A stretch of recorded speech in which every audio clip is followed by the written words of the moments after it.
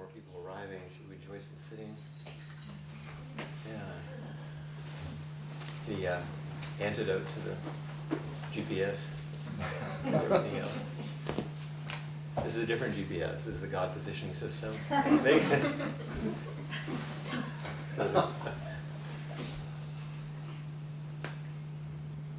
You can sit so she can find you.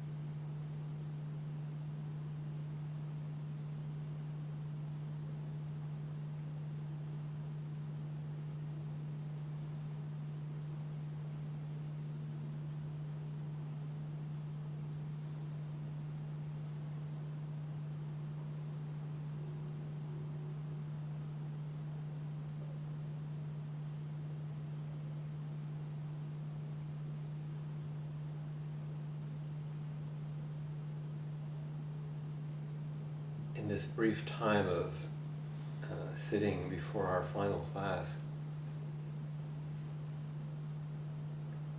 I would invite you to engage in something a little different than the simple, beautiful sitting of our zazen, and to engage in an active imagination for a moment. What I was imagining is sitting at a gate, like a Dharma gate, an entryway, a portal.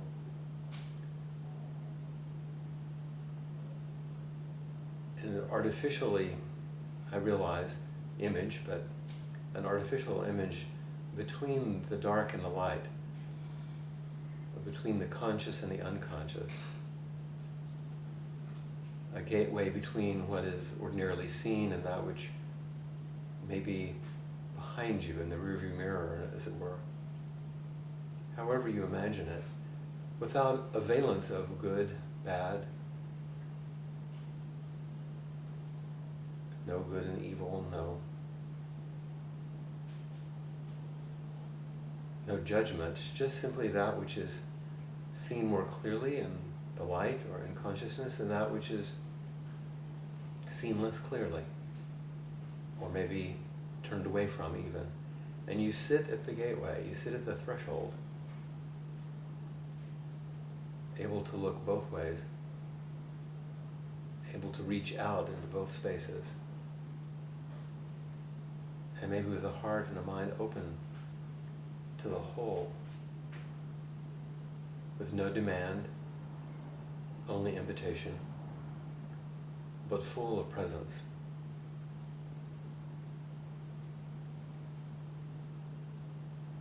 What's it like to sit at this threshold?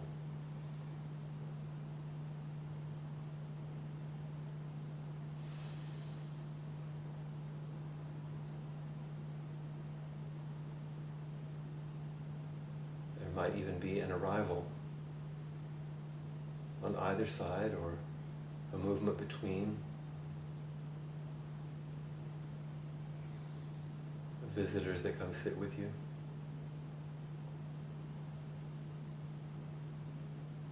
Allow it to unfold on its own.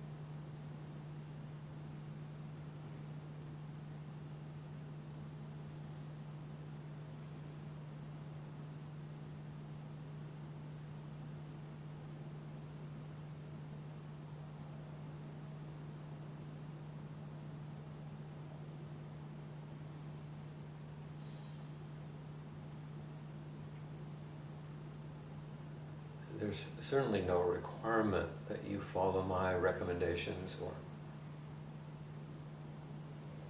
the images that I offer. One further that you could consider, rather than imagining yourself sitting at the threshold,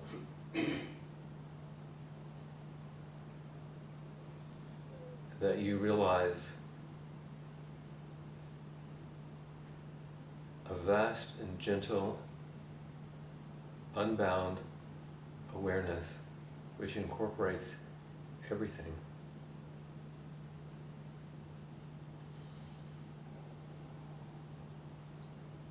Dark, light, in, out, forward, back, everything, including the one sitting, manifests inside of you.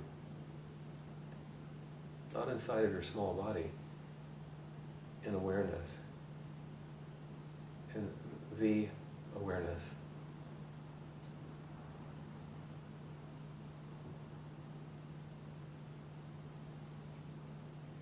There is no other, no sides.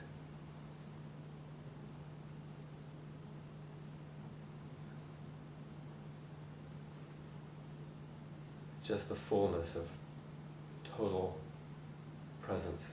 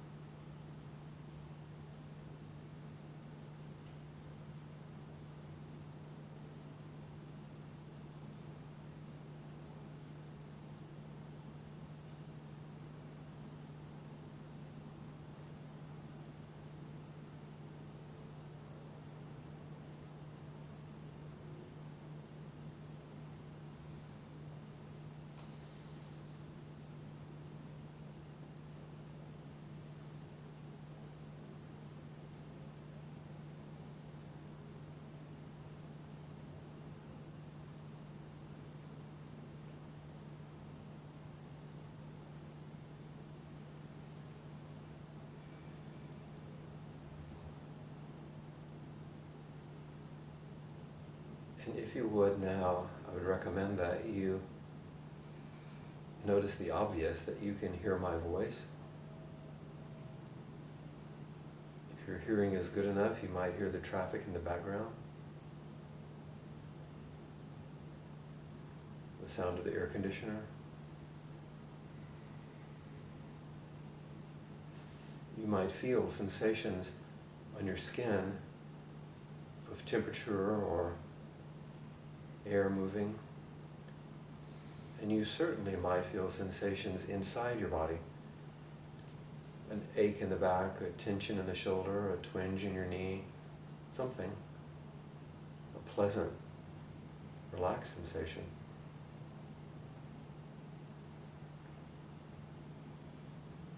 Other sensory information, if your eyes are just gently open, you might just take in, without looking really at anything, just visual information. And feeling your breath and your body, and knowing that this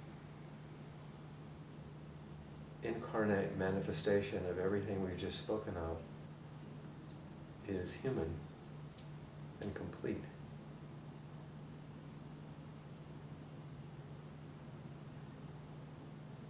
And that there are others of these close by. Human and complete.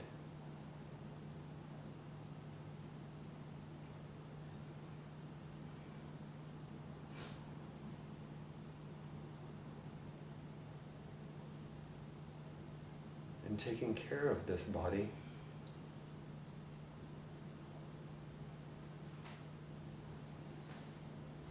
is a loving and compassionate act in response to have been given a life.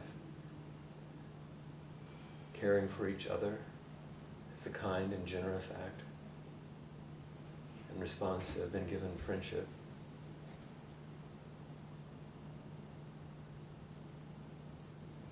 And that each of these ordinary human bodies contains everything we've been imagining and expresses everything that we've been imagining.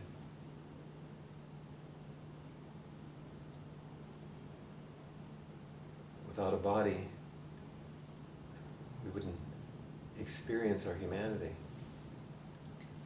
And without the vast imagination of our minds and hearts, we couldn't actually experience, not think about, actually experience and have the realization of the inconceivable nature of being alive.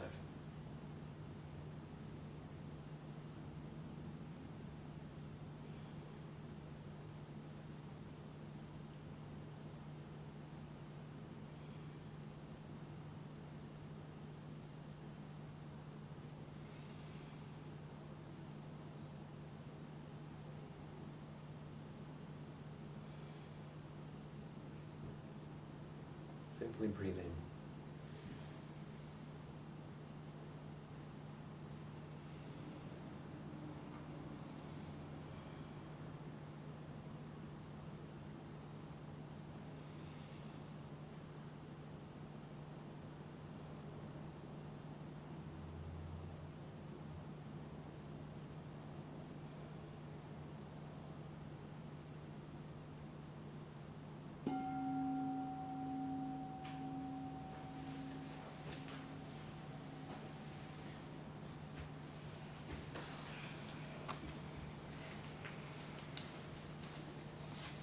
Let's actually repeat the robe chant in response to that image. Vast is the robe of liberation, a formless field of benefaction. Wearing the universal teaching, I realize the one true nature, thus harmonizing all beings. Just one time's good. We have some people coming. Plate. Yay, Mayumi, she made it. Babysitter showed up. Yes.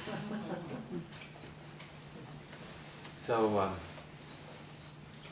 just for 5 minutes, just turn to a couple of people next to you, maybe 2 or 3 people, and just speak about anything that you noticed in your sitting.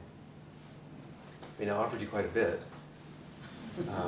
But just so you can turn towards another person for a moment.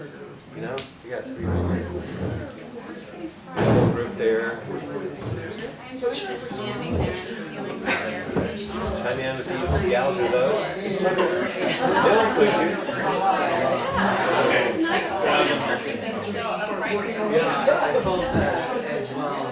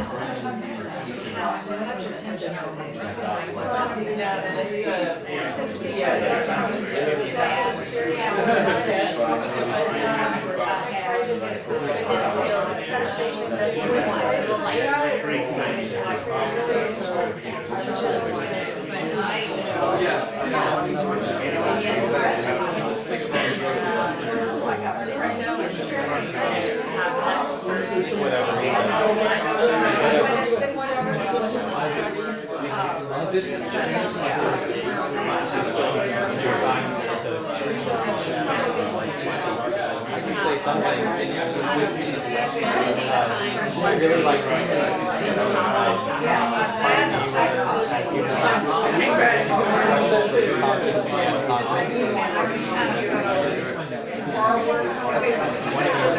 that's what it is. I teach the program, it's all about sounds like a great meditation, but it's interesting how like being here in the world and like surrounding each other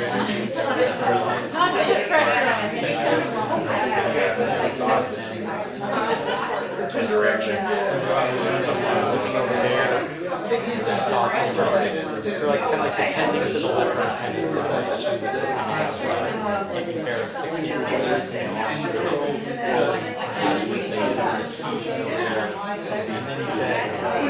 the eyes that see it all. And they were just like, you know, like, my eyes started pretty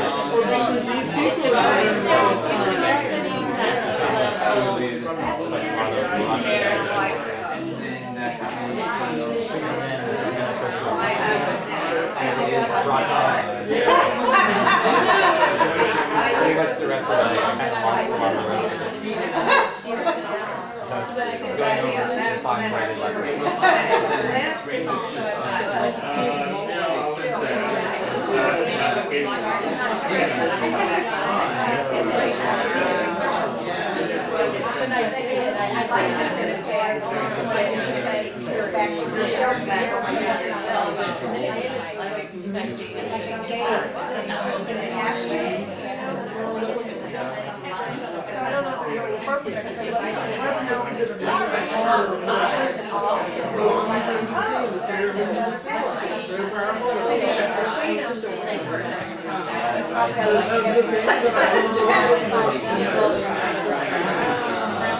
the right way to do this.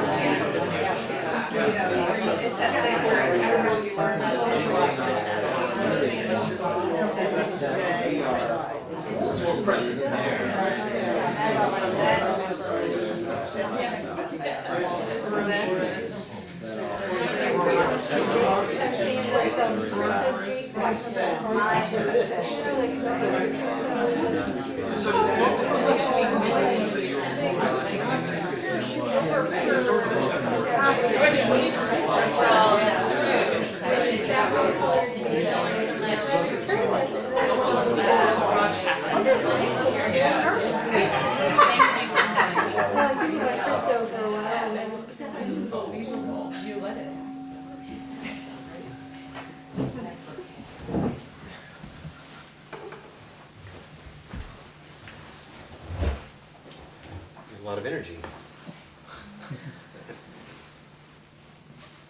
Anything curious or interesting that you wanted to report to me so I would know? I'm nosy now. I was commenting on how much willingness I had to just check out and not be here. You know. A complete and utter willingness. Yeah, we kind of called it a Zen confession about how much we were present with what was going on, and then.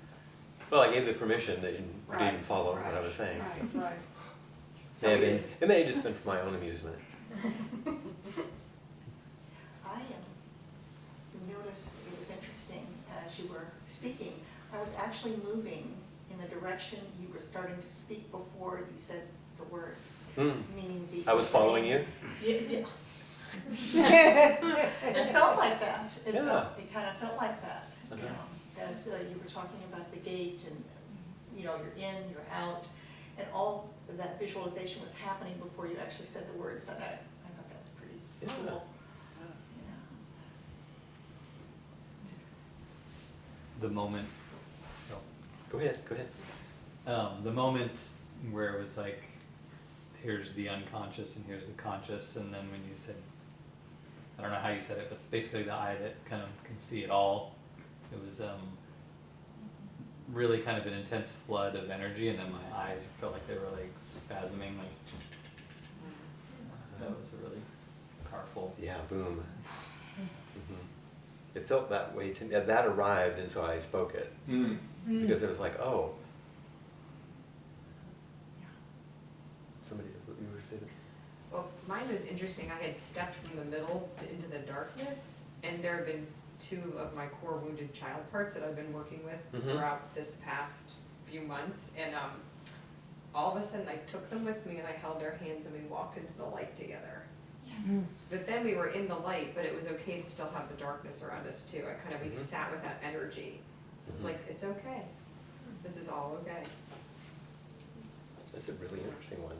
Yeah. Yeah, you didn't have to leave darkness behind. No. Excellent, yeah. Were you going to say that more? Oh, I thought you were going to. Anybody else, any comments that were curious? I thought of God, Janus, you know, the two-faced God, what's at the threshold. I can see his face, I guess. Yeah, both ways at once. Yeah, Yeah. And it's interesting the shirt you have on. thanks. The Picasso. Cubist. Beautiful. Well, you know, these things partly have a teaching quality, but partly I'm narrating what I'm experiencing and then saying, oh, if you'd like to come along, this is something we can do. If you don't, that's fine. But just to feel that ordinary duality, but to sit between and connect, and then to open to the fullness, and there's so much power in that, and to realize that only happens if you have a body, not to leave the body, like not to leave the dark. And it all goes together. So that's sort of our theme of integration tonight, from really 2 whole, I have to say semesters, because I've been around school too long. The fall and the spring. This has been quite a bit, you know. And so I'm interested in the final things that you'd like to speak about, ask questions about. There are a couple of things that we can say just as further prompts. I'm of course always indebted to Mary Oliver. And we began with just one piece. This 4th sign of the zodiac is actually a much longer poem. This is piece 3. And even just the first 2 lines, or a strong statement. I know you never intended to be in this world, but you're in it all the same. So why not get started immediately? I mean, belonging to it. There's so much to admire, to weep over, and to write music or poems about, or plays. Bless the feet that take you to and fro. Bless the eyes and the listening ears. Bless the tongue and the marvel of taste. Bless touching.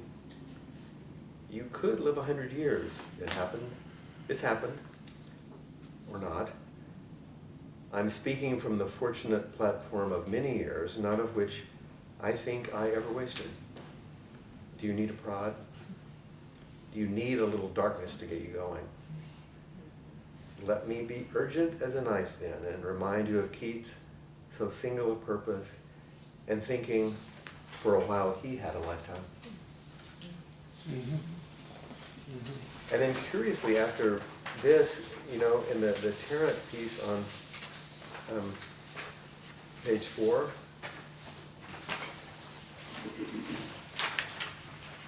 we find Keats again. The light inside the dark in the middle of the page there. Somebody want to read that piece? I know. Okay. The Bodhisattva's integrity appears when we hold to uncertainty, enduring the inner struggle. Then we are pregnant with waiting, groaning with waiting, until time comes to aid us and the new way is born. In a letter to his brothers, the poet John Keats wrote about the living inside the mystery. It struck me what quality went to form a man of achievement, especially in literature, and which Shakespeare possessed so enormously. I mean negative capability. That is when a man is capable of being in uncertainties, mysteries, doubt, without any irritable reaching after fact and reason. Along with uncertainty, Keats is embracing the essential insolubility of our dilemmas. With Bodhisattva's imperfection appears as a not knowing, and openness in our innermost hearts. This condition will not clear up eventually. It is a truth of our nature. Oh. Yeah. That's a strong statement, isn't it? It's the willingness to be intimate with and to stay close to that threshold. Not that on the threshold you'll finally solve everything. It's the willingness to stay there. Which I think is a strong and courageous capability that's being spoken of.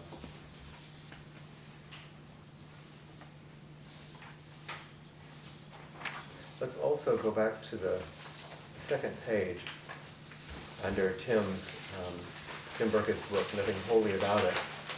It's referencing this essential koan, which is the first koan in the Blue Cliff record. It's a classic koan. It's the beginning of most koan collections, where the Emperor Wu asked Bodhidharma, what's the significance of all that I've done? He built temples and did all this stuff, and he says, okay, what merit do I get? And Bodhidharma says, none. And he's like, well, then what's your teaching? Because the teaching he was used to was, you do these things to gain merit, And he says, vast emptiness, nothing holy. There's other parts of the story. Because at that, Bodhidharma leaves, and later on, Emperor Wu's attendant says, you know who that was? You know, who was that masked man? That was the Bodhisattva Compassion. And he said, well, go after him. And he said, no, you'll never find him again. He's gone. But someone read these two little paragraphs that follow. I'll do that. Okay? Nothing holy about it says, don't go searching for Buddha nature anywhere else. The truth right before your eyes is all that exists. If your practice is about being holy, you're missing out on life. Don't try to be a good Buddhist. Just be who you already are. Let go of your ideas about lacking something. How could we possibly be more than what we are already? There isn't any more. By contrast, the concept of holiness is a convention to help us feel secure in an insecure world. But security is a delusion. Buddha said that one moment of clarity is better than 100 years of delusion. If we want to experience clarity, we have to accept the truth of insecurity. We live in a world that is ever changing. Amen on that. Now we get the challenge of insecurity big time.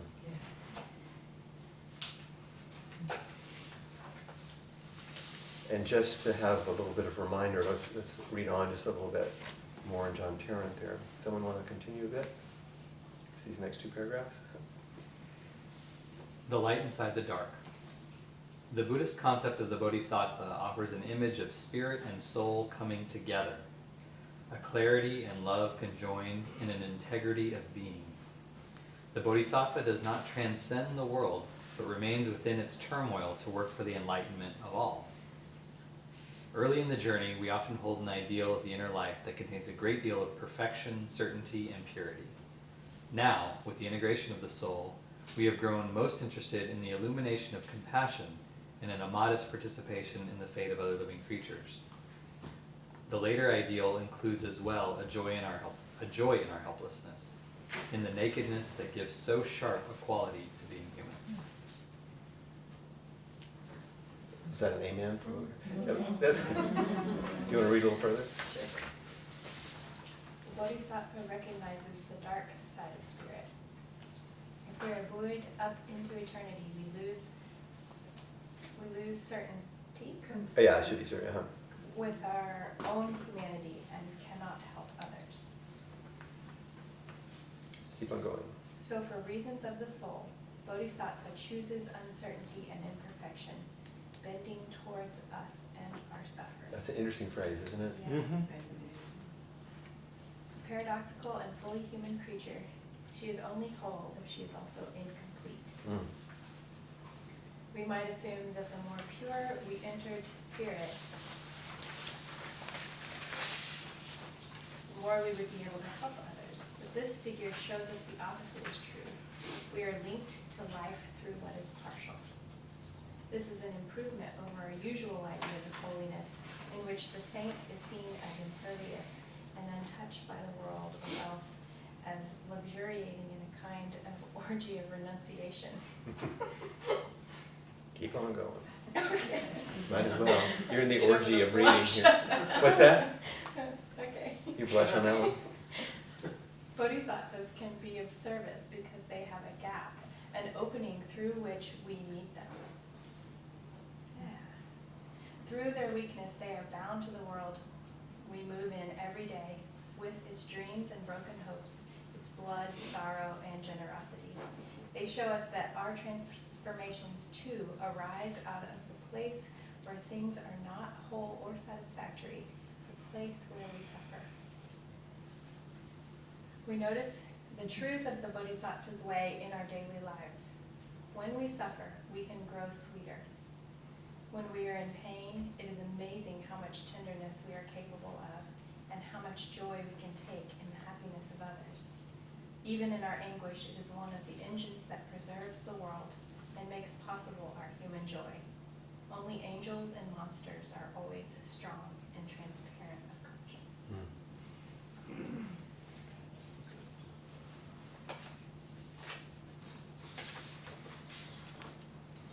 So that's quite a bit.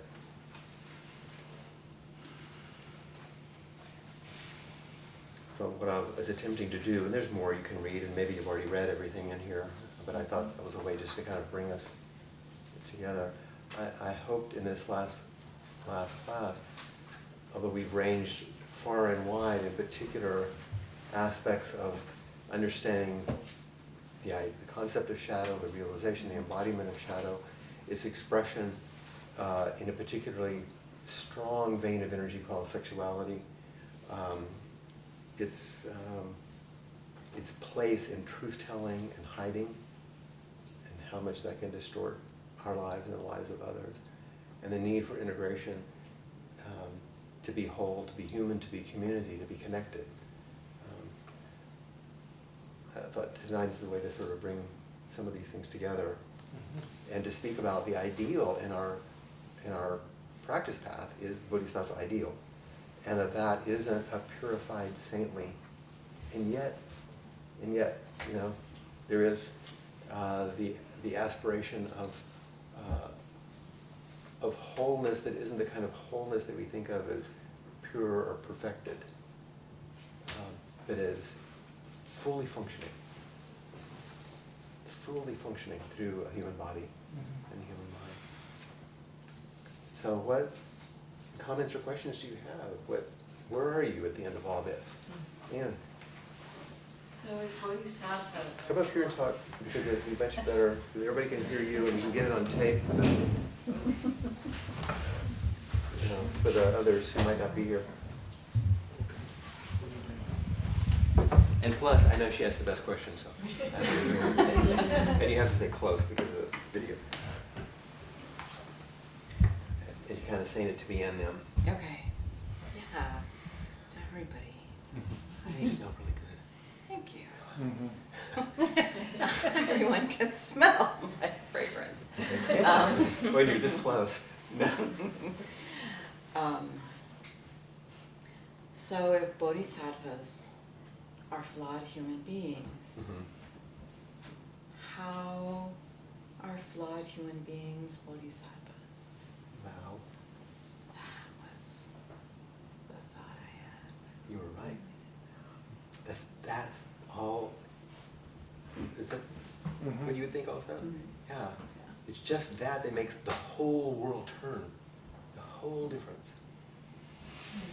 Is about. Because the world is full of flawed human beings. The world is full of human beings and they're all flawed. Yes. And everyone has the potential of expressing themselves in what we would call a bodhisattvic way. The only difference is that statement that Shuhako Okumura makes about ordinary beings are those, pulled by karma. The bodhisattva is those led by vow. You can be pulled around by karma or led by vow. And yet those that are pulled or led are karmic individuals. Mm-hmm. Mm-hmm. Yeah.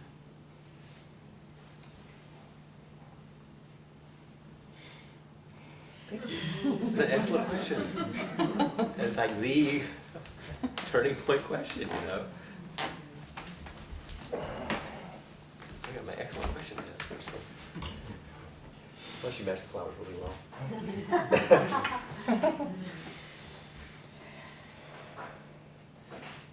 So if sexuality is an integral part of being human, is there a vision of desire without suffering? I think not. At least not in human beings. Now, it's a tricky one because it gets around etymology, about the meaning of the words, which you know. That second class, I believe it was, in the fall, when I was really reflecting on Mark Epstein's book, Open to Desire, it spoke about desire is going to be part of being human. It's not going to go away. In fact, if there's no desire, there's nothing, no practice, because it brings us deeply to our spiritual life. But once again, is it a self-centered desire for pleasure and acquisition? Or does that desire, which may be turned inwardly in the beginning, what can I get from practice, suddenly get turned for the benefit of everyone else?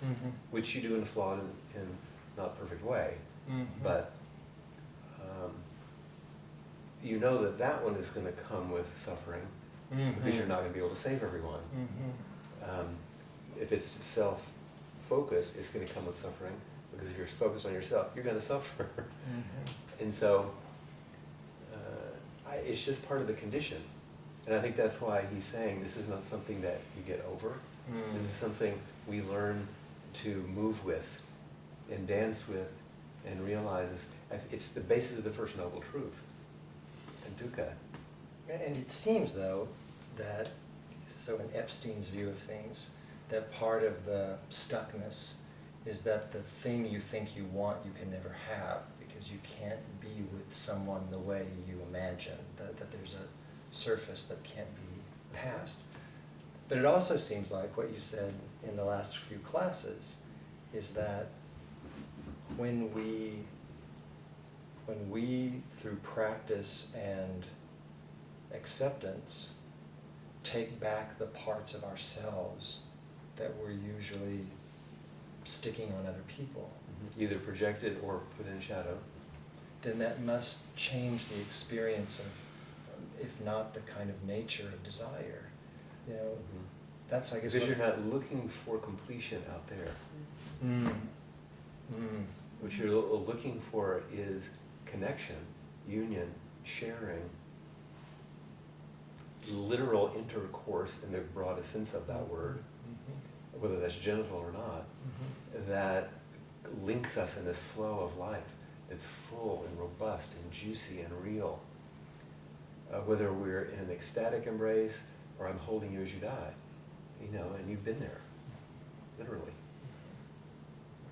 with someone you loved.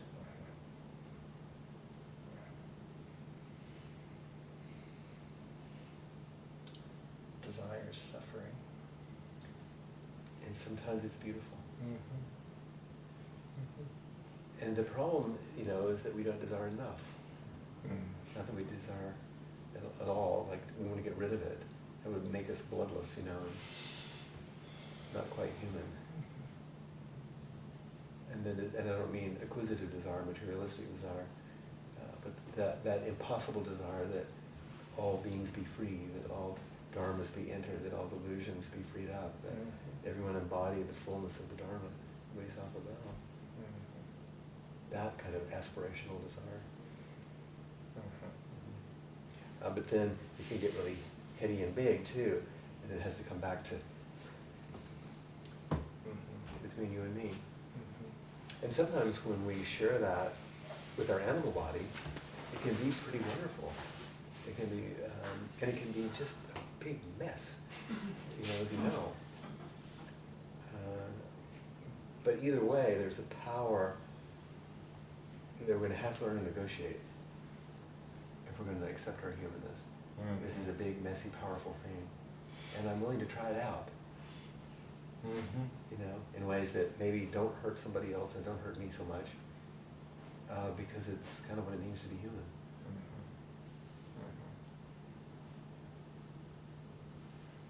Any of that made any sense? It does. It does make Thank sense. you for asking that. Sure, thank you.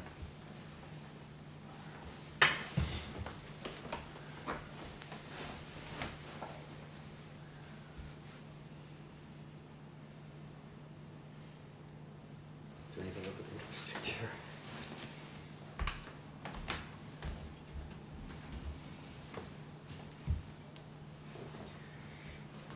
I know you gave a talk somewhere about bodhisattvas have boundaries somewhere in there, and I think that's my question is like,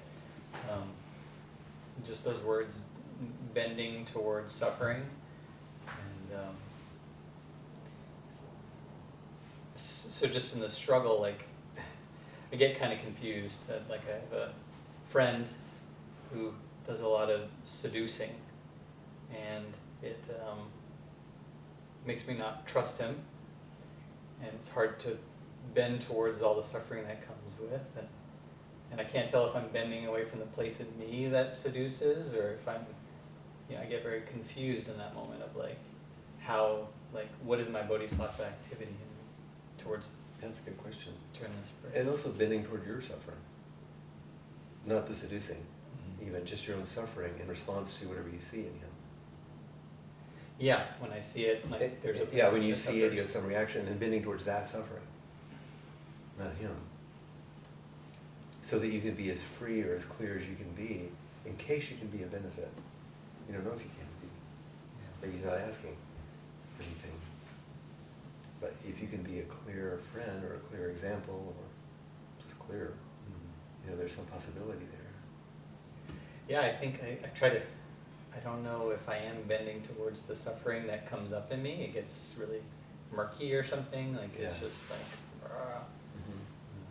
Well, that's why I was saying it that way, because the options that you seem to refer to was either bend towards his Right. suffering or bend towards your own expression of that same suffering. Right, which is a recoil In a way, yeah. Yeah. So it's either turning towards somebody else and there's a little, there could be some judgment in that. And then it's like, oh, maybe that's me. And that, but instead of just staying with the primary sense of pain, of disconnection, of a little brokenness there without the narrative so much. Yeah, I can feel it a little bit now. It's like the wanting to be close and then not trusting something happens and then it's like Yeah, and can you stay with the primary heartbreak of, oh, instead of going to the, why is he? yeah. Just the break before everything else. Yeah, I felt that a little bit right there. Okay. I quickly go to the why is he. Yeah, and if you stay just a little bit more with the first thing, the first heartbreak, the first break in someone you care about, disappointing you or whatever, there is a possibility there of repair or connection or something. Or just honesty. Just honesty, yeah, which is a possibility, but otherwise not so much, you know. Yeah. And we really quickly kind of lose that capacity, so that's why we stay and stay and stay with that tender first, just this. Okay. Thanks. It's, you know, in practice discussion, which I know you've done some, this kind of inquiry, you know, there's that just being with no idea of how it's going to go. And really no judgment about what's happening, just an intense willingness and curiosity to not break the connection and see what might happen. Amen.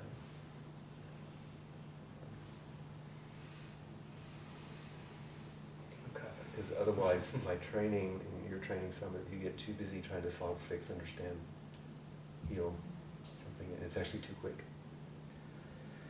Yeah, it's too quick. And I think even just the way I kind of conceive of the Bodhisattva is like some unflinching, always turning back to that, you know, instead of that turning to that pain that I can feel right now until that's been attended to. Yeah, bodhisattvas are omnidirectional.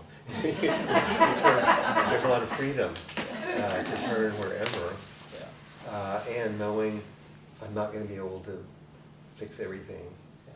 But even though I'm not, and that would be disappointing, I won't quit. And I'm not going to put myself in a place where I'll be destroyed because I can't help people. So I have to have boundaries. And so sometimes boundaries is in the service of sort of unrelenting service. It's a weird, Right. because we're human. Right. I'm certainly of no service if I'm skipping that step. Yeah. That's good. I have another one, but I'll save it. Why? Because I think I need to digest this Oh, part. okay. Yeah. That's good. That's the good boundary. Yeah. Very good. A quick learner.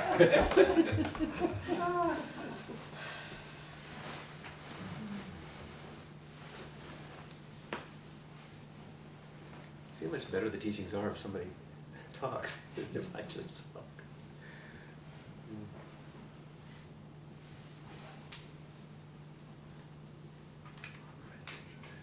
Or a stimulator. Yeah. It's supposed to work. Take it easy. I had an old friend pop in, and oh, did I know you were coming? Oh yeah, I called you, but I didn't pick it up. But, Yeah, surprise visit. yeah, yeah, and I mean, we knew each other like 2 or 3 years ago, and it was like, oh, let's be really good friends again. Like, what are you talking about? I mean, I didn't say that, but You were surprised by the visit and by the invitation. Which didn't exactly, seem appropriate to the setting. not at all. And this happens, doesn't it? People ask all kinds of strange things of I us. didn't want to hurt his feelings, but, you know, it was obvious. And, you know, I just, see you next time. Mhm. So you set a Came all the way boundary. from San Antonio to walk into my house. I was like, I don't think I remember you. It's rather odd, isn't it? Yeah, and later I sent a text, I said, whatever you were thinking, it's not happening. Mhm. And I felt kind of cruel and just like, I don't care about you. I mean, I don't care for you, not like that. I don't have a relationship with you. There's sometimes it's very strange where we find out that we're, the way I say it is, I feel like I'm breaking up from a relationship I didn't know I was in. Well, It's a very strange thing. Did you have a question or something? it Or was just wanted to say that? Yeah, I just, it was just peculiar. I don't, Yeah. things like that don't happen. It is peculiar. Yeah. But I did send a text, like, no, I don't think so. Just to be clear, you're a Betty Bodhisattva with boundaries. Yeah, I'm having to ask people for a lot of help Uh-huh. these days. Yeah. And it's not very good for my pride. Yeah, that's not what's at stake.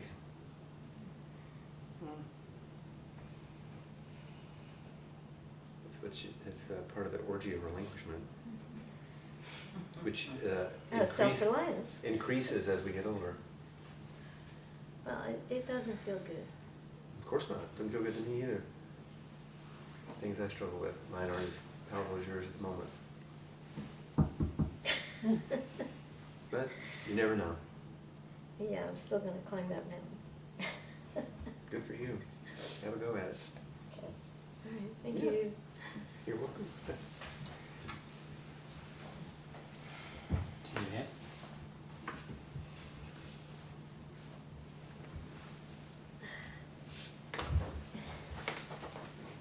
That was a good turn. Come on.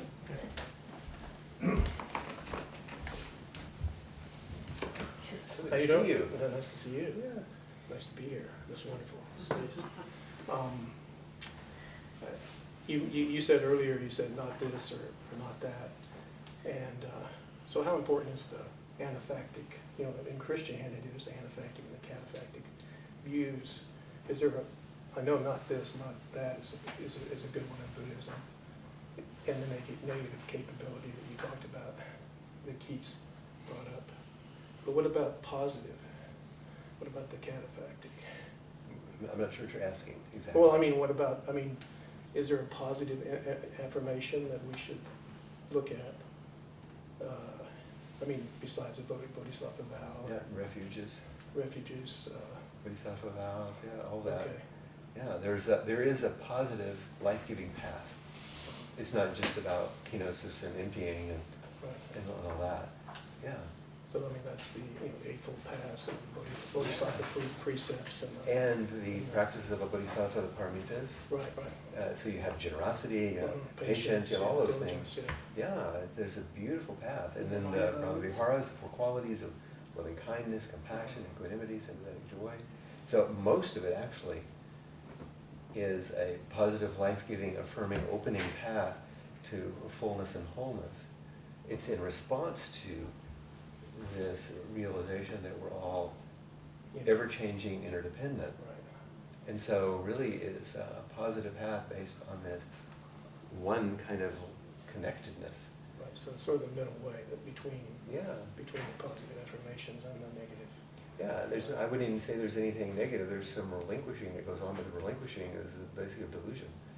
Right. And things that are not worthy of our commitment, Yeah. that we try to grasp onto. But we're still operating in a delusional world, a Yeah. solid world, yeah. Yeah. So, so we have to, We always have work to do there. yeah, okay. It's a job security for bodhisattvas, really good. All right, well, thank you very much. Sure. Thank you.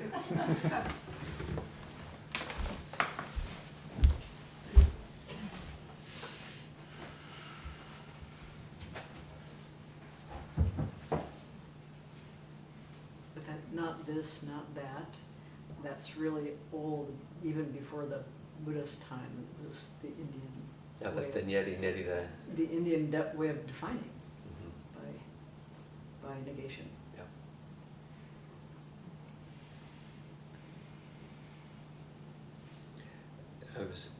When I was doing a presentation recently, I was talking about the 3 marks of existence. And let's see if I can remember. I was saying everything changes, everything is contingent, and there's no ultimate satisfaction. And I said, or you could say, that's everything. You could say nothing. Nothing is the same, nothing is independent, and nothing is ultimately satisfying. You can say either way. And I think that Keats didn't mean negative oh, sorry. It really helps for the people who aren't here, because a lot of people are going to watch. Well, I was just thinking about the words negative capability. Yeah, that's not what they were talking about there, yeah. Yeah. That's all I wanted to say. But now that you're here, Okay. is there anything from the whole fall and spring that is left over? Oh, yeah, there's I could I have a list of 8 things that I could roll off my tongue. What's one of them that you would be willing to say tonight? Well, I was hoping that by opening up the closet onto the darkness that I would totally get it. And What? I'd understand it and make peace with it and be With that stuff is in the dark? uh-huh. Oh. Yeah. And then what happened was instead I just got really confused. And but tonight's class is helping because I think that confusion is part of it. The uncertainty and the crisis of That is the getting it. Mm-hmm. right. That's not what I wanted more Right. Exactly, me too. Yeah, you want the final good, clear answer, the one you preferred, and that others would applaud. Right. I just wanted something I could write down. I figured all this out. You can. Gosh, it's confusing in there. Mm-hmm. But that's very different. The willingness to tolerate and live with confusion is extremely different than this and not that. Mm-hmm. The bifurcated line, the split line. One thing that really, really helped me was reading this chapter about when Thoreau, who was really comfortable with his happy life in Concord and his cute little cabin 2 miles from where his mom lived. And he's like, I love nature, wilderness is where it's at. And then he went out to see real wilderness out in Maine and climbed a mountain by himself. And then he freaked out. He's like, I didn't get this at all. And I'm standing here lost on the side of a mountain by myself, and I'm holding on to this rocky face. And he's like, I think I didn't really get what really wilderness was. And that's What real wildness is. yeah. And then it's kind of lonely and barbaric and harder than I had ever thought. Yeah. And it was a really nice crisis. I'm so glad he went through that because all of his smug certainties about, I'm a natural man were challenged. And that's was a huge relief for me to read that chapter just recently in this one book on wilderness and the American mind because I was like, okay, this is part of it. Everyone has to go hold on to the side of the mountain for a little while. And it's actually really scary. Because what you thought you knew wasn't real. Well, that's why I wrote that blog about the idea of things, the reality of things, and how different it is. Mm-hmm. A dear woman this week was speaking about her sister's daughter. Was one of the 3 girls killed out on 71 in an auto accident. 17-year-old. It was last week. And how she was reeling from that. And then a couple of days later, her 10-year-old dog in town was snatched by a coyote and killed, taken away. While she attends to her husband, whose cancer treatments are beginning to fail. She said, I thought I was prepared, I thought I understood grief, but I didn't. So then where does Val come in when you're when you're holding on to the mountainside and you're like, fuck, this wasn't what I would thought it was? I won't abandon myself. No matter what happens, I won't abandon myself.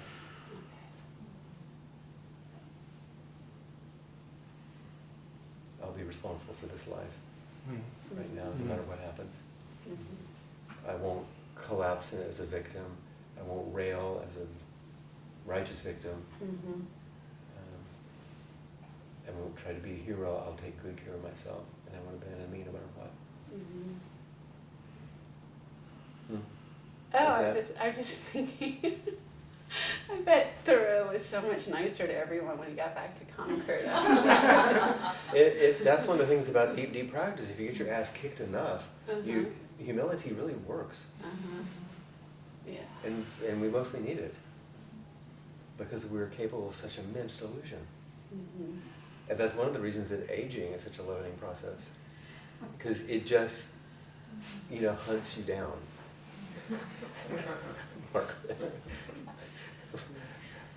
And then there you are. It's like all the vanities and all the arrogance and everything else goes away, and an immense beauty opens, even while it's like, ugh, everything hurts. I hope. Well, I just think it's I really hope you're right. Like, I really. I hope I am too. Yeah. It's what I thought on Sunday as I was saying goodbye to my parents and I was hugging my 89-year-old father, holding him up. He can walk, but you gotta be careful, And seeing how frail this man's body is, who set records at the West Texas Relay, high hurdles, and who coached, basketball and track, and who all this, and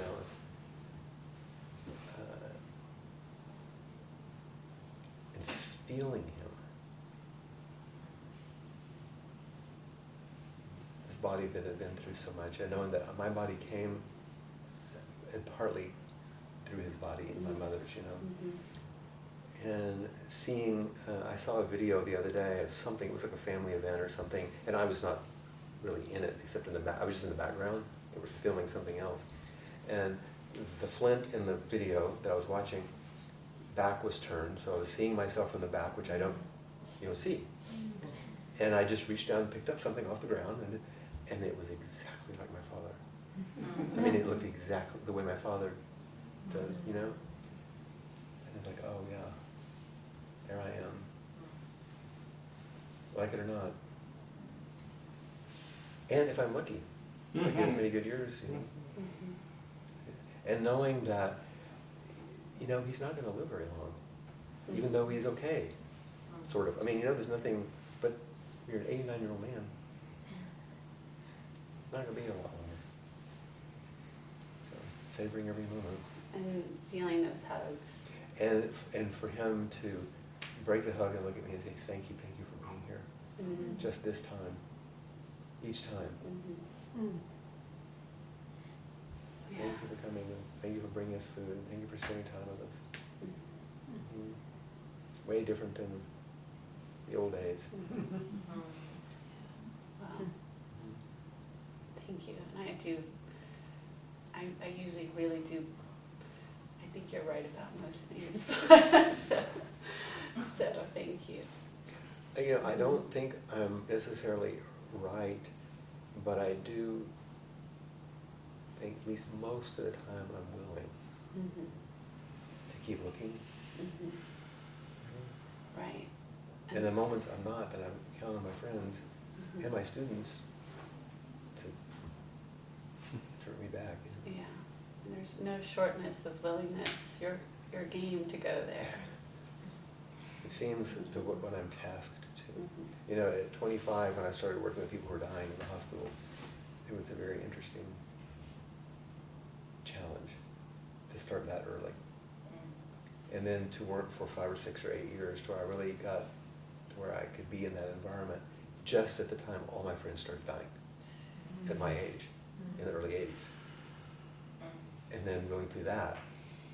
And so by the time I got to 40, or a little further, you know, that'd been a good solid 15 years of basically watching everybody fall around me. But that's an interesting training program. Mm-hmm. Yeah, well, To work with older people who are dying, and then my age that are dying, and the part that I avoided because it was too difficult were the children yeah. in the oncology unit, Mm-hmm. and watching them go down the hall bald, carrying their Mm-hmm. bunny rabbit with marks on their face. Mm-hmm. You know, that was too hard. Wow. You have to have boundaries. I can only offer myself what I can offer myself. Thank you, Fran. Sure. Thanks for all you offer. Sure. Thank you for, you're always so willing to come up and engage. I just needed to defend Keats. I know. Bless his heart.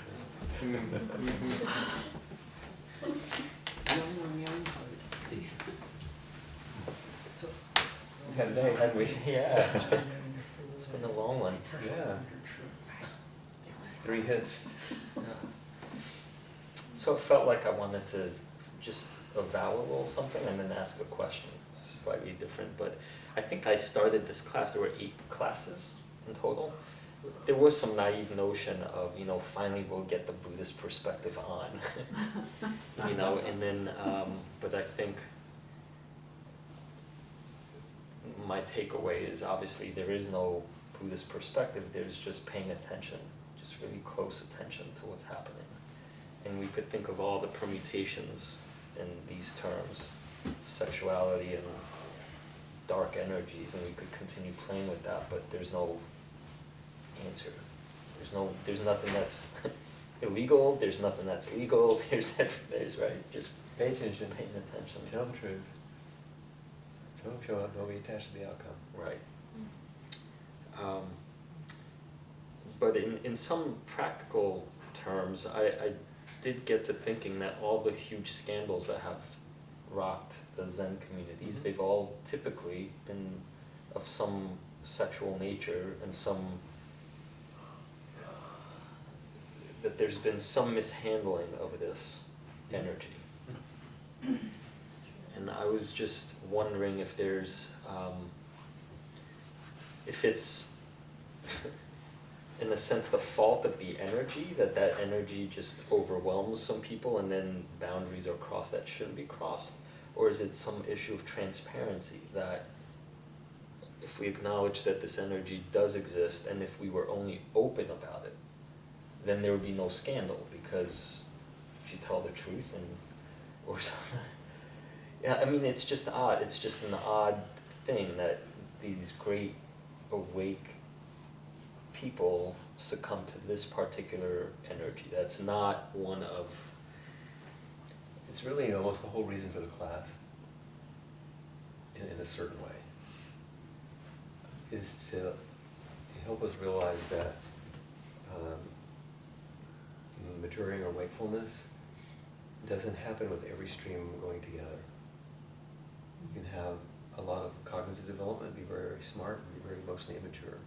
Or you can have a lot of emotional intelligence and not be that bright. Doesn't matter. You can have spiritual, and even in those, you can be quite sophisticated in many ways, but be childlike sexually. And so that's one thing that's important, is to realize that not all the streams of development move together. And the whole thing about the scandals is really complicated, I think, in lots and lots of ways, but I don't think it's the fault of this bad thing called sexual energy. It's a powerful energy that we all have to pay attention to, because it can be used badly quite easily. If there's a more general fault, it's a fault of intimacy. Is that so many of the teachers, and I'm going to make a general statement, which I know it doesn't cover everything, but lacked something which would have been satisfying. They weren't dealing with intimacy in their lives in a general way, so that something had to go underground. And sexuality is just easy as a way to look for a solution to an emptiness and a loneliness and a powerful connection. that when someone is offering themselves like we do every single day like this, it's a very strange thing in some ways. It demands a lot, and there's a lot of intimacy, but there's a certain kind of asymmetry to it too. Mm.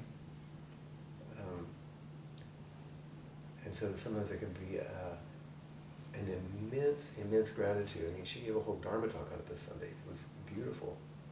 And at the same time, a deep loneliness right alongside it sometimes, if it's not attended to well. And sexuality is just a super easy way to attempt to fill that. There's nothing wrong with sexuality, nothing wrong with the energy, but it can be used in ways that are hurtful. Especially if you're really, really lonely and really, really empty and really don't have a lot of those kind of needs met, satisfied. So would a more skillful way of dealing with something like that would be, for example, I'm now just hypothesizing off the top of my head, but say I'm in that position and I feel this longing to just openly share it and say, as a human, I You mean have if you're this in a teaching energy. position? Right. You go to colleagues. Oh, that's the. You go to your friends. Right. And someone you can trust. So because it's gonna excite in every way I mean that, the congregation, if you speak about it generally. Some people are gonna vilify you, some people are gonna go, I'm gonna get me some, and everything in between. But what's really, really, really, really, really important is to have friends that you can talk to and say, man, this stuff is moving in me and I can tell I'm on a slippery slope and I need some help. And someone who's not going to judge you and say, oh, God, I know that feeling. You know, let's help. So you can not have to close down and not have to close off and not have to hurt yourself and not have to hurt others by acting it out and not hurt yourself by acting in. How do we help? So is it our country's puritanical roots that make that particular energy the one that we hide from? Because all There are certain things in this culture, that are like that more than other cultures. That's true. And some of it's just our animal nature, you know. It's a big one, but our culture makes it special, and hence adolescent, in a way. The maturity of this country is sexually is about 18 at the best, 16 probably. 14. 14. I mean, really, But you have to look as at magazines, advertisement, and all that, and you get the projected cultural image of what it means.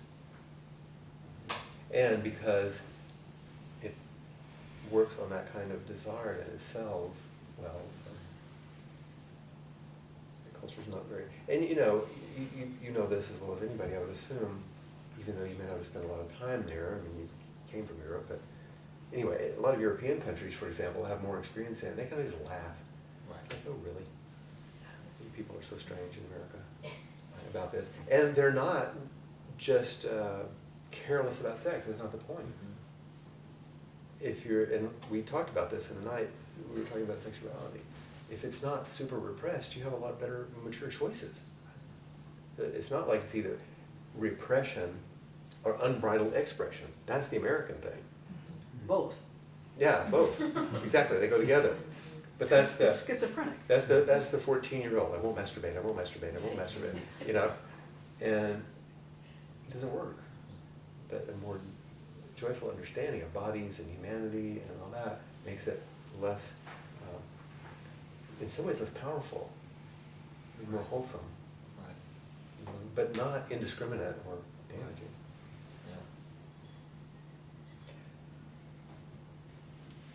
Thank you.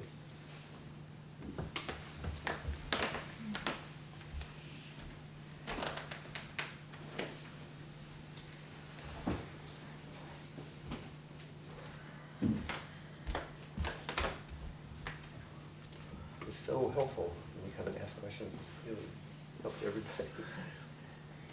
This is a question in the form of a statement, because I Okay. don't know the question yet. Yeah. So it's just, it's the integration of this class And one of the huge shifts I've noticed, for me is this shift to, finally say I am open to being in a relationship in which not only am I going to, have my unique beauty, but I am open to having somebody see all of my woundedness, all of it. And for the first time, just reveal it as it is and allow it to be loved as it is. But the thing I'm now grasping with is, am I capable of doing that in return With the other? with the other? Like truly, truly, One way to find out. well, I know, but I mean, that's true of any relationship, you pay your money and take your chances. It's a crapshoot. It is. but so how does a bodhisattva operate in that? I don't know. It's this- Stumbles. That's it? Yes. The vow says, the foundation of the relationship is let's wake up together. The vow says, let's see if this relationship's work might reveal some delusions and dispel them. The vow says, everything we run into we're going to see as a dharma gate instead of just your pain in the ass, and we're going to work through it. The vow says, together we might embody a way that's much more awake. That's the vow. And so that's what orients you. That's why in a Buddhist marriage ceremony you basically take the precepts. Right. Because that's the vow that you're going to live an ethical life, and that's the structure around which you're going to live your life. Then you see how it goes, because you are going to hit the guardrails, but you have them in the precepts, and you have them in the vows. And then you can help each other.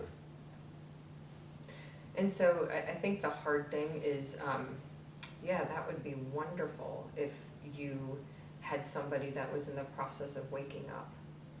But I've also had relationships where maybe I'm further evolved on certain parts of waking up, or being more able to access my child parts and understand how it triggers and be present to them and be present to theirs. And maybe it's not reciprocated and they don't understand that they're not woken up. I don't know. So that's it. And I know that that's relationship, but it's how, it's almost like Rupesh's question. It's like, how do you sit in the patience, and how long when someone is not waking up? Well, first you have to give up all your ideas that you're more awake than them. Right. That's what I'm worried about. Yeah, and because it's a weird kind of arrogance, Yeah. And so if you can meet them like, let's take another framework then, the Buddhist peacemaker order, where you meet conflict. First is, I don't know. I'm not going with any preconceived ideas. I'm more awake, this poor schlep, he's not doing so well. None of that. Number two, you bear witness. If you can see the Buddha nature in another person, that's the vow, not how much they're awake or not awake. Can you see Buddha nature? Then compassionate action. How can I be of service? Not to wake them up because they're stumbly and I'm the one who's practicing and they're not. It's interesting because for 36 years, Aaron has never had a regular everyday practice at all. He's not interested in it, completely respects and reveres what I do. He supports me completely. And those of you that have been with him know when he arrives in a retreat, he does it completely. But he doesn't practice every single day. He doesn't read Buddhist books. He doesn't do any of that stuff. But he has a willingness to be that stuff without ever being a Buddhist. And without thinking about it. This is not his way. It's a different way. And so if my requirement was, he's got to do this or we're separate, that would be a problem. And I think that's where I'm sitting is now I'm like, oh, well, because I've done so much work and I'm so giving and loving in relationships. It's like you just want the reciprocated, but you can't you can't expect anything. Like, that's it, it's just this void of no expectation, See no what you- attainment, no see what you got. nothing. And also renounce everything you think you've done. I don't know if this works. So easy. I don't know, you have to let that That's go the or it's ego gonna be a again. barrier. Yeah. It really is. Wow. It doesn't mean you let go of the benefit of the work you've done, but live that simply and with humility. Otherwise, you're gonna feel yourself suffer, and that's always gonna be in the way. And your partner's gonna feel it, and they're gonna feel condescended to. You won't feel good. And I know that's not your intention. I totally get that. No. No, what you want is a worthy opponent. Someone who can play at your level. One who can teach me as much as I can, I don't know. This is what they're gonna be Yeah. teaching you, is what you don't know. Right. Instead of you seeing what they don't know. That's what Aaron has taught me. I'm the one with the PhD. I'm the one who studied all this stuff. And he just nails me. Over and over and over. And over and over and over, he comes to me and says, thank you so much for teaching me so much. Both. So don't be fooled by appearances. What do you mean? Let yourself be snagged by a sneaky bodhisattva Right. that looks like some little boy or whatever, you know, that you would never believe. Like, really? How did that happen? You never know. Seriously. And the ones you think are going to be it. Yeah. I've seen too many monster romances. Oh good, somebody practicing. Oh Lord. Sometimes in different traditions it works really well. Yeah. So, you know, lots of fertile, you know, we get the partner we deserve. Okay.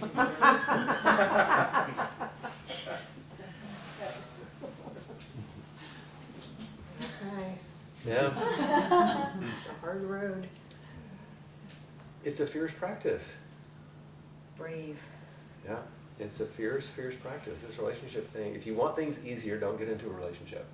It is easier. Oh, I've considered that. Yeah. Now you lose a lot, Mhm. which is something you don't get, but if you want life simpler, because when we practice and we're single and we can get really good at stuff and think, wow, got it, and then you get in a relationship, it's like, That goes away. God, I had this nailed.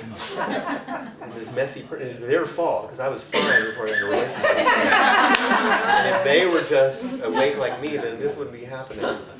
And instead of, oh, boy, a mirror. True. I didn't want a mirror. True. Not that. Especially not a magnifying mirror. And after a while, it seems like a funhouse mirror. Like everything's so distorted, you don't know what's going on. And that's really, really useful, because then you can't figure out what in the hell is going on. So what you have to do is go, please hang on to me. And then everything else doesn't make any sense, and you have to just turn to each other in a really simple way. Then you get somewhere. It's holding each other. Yeah. I'll hold you. Okay. That helps. Okay, thank you. Yeah. Excellent. Such good questions. Really, really, really useful.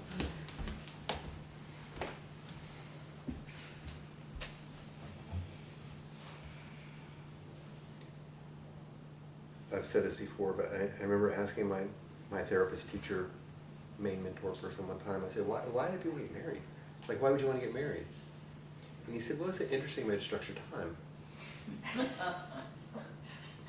I said, what do you mean? I said, well, you know, you look around and both of you go, life is like really hard. This thing is rough, you know, you want to do it together? It's the whole deal. You want to do this thing?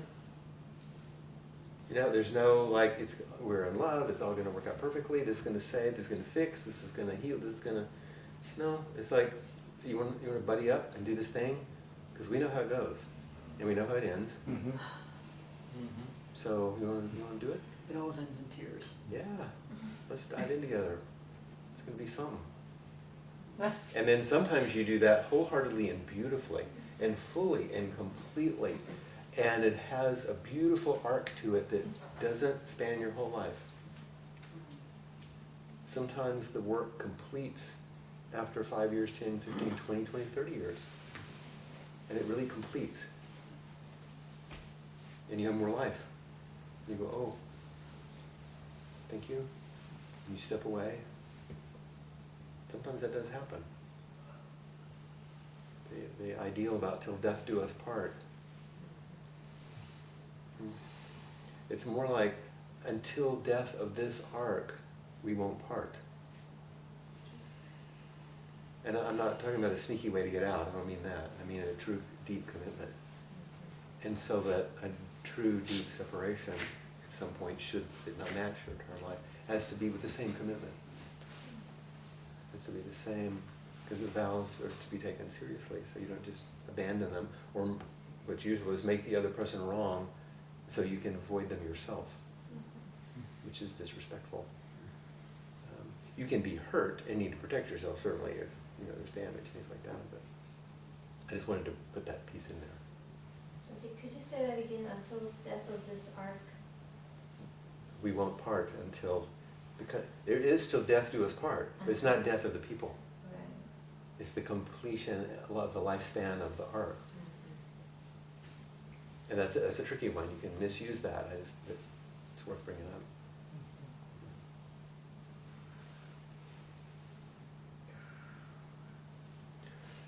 So let's finish with the Bodhisattva vow. In the way that we're saying it these days, you know this? Do we have cards out there? Yeah. We're gonna. No, I think she's gonna get the card over there. Yeah, that's the hard sutra. It has long guys. Oh, it does? Oh, okay. I'm sorry. It's okay. Yeah.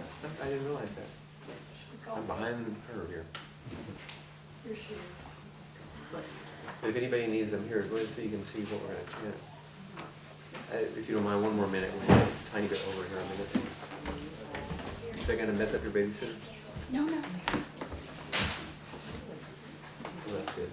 I want to vow the right things. Yeah, you don't want to forget those.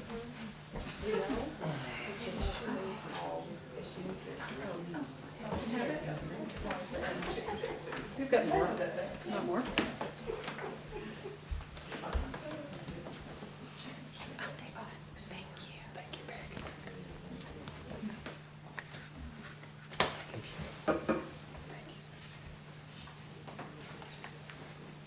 Anything else?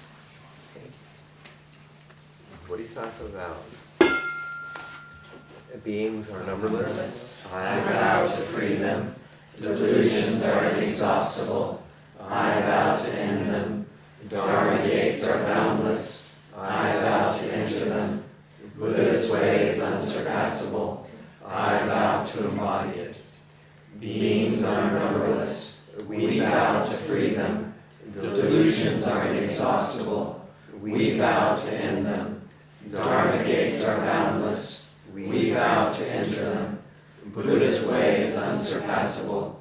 We vow to embody it. Beings are numberless. This vow frees them all. Delusions are inexhaustible. This vow ends them all. Dharma gates are boundless. This vow enters them all. Buddha's way is unsurpassable. This vow embodies it.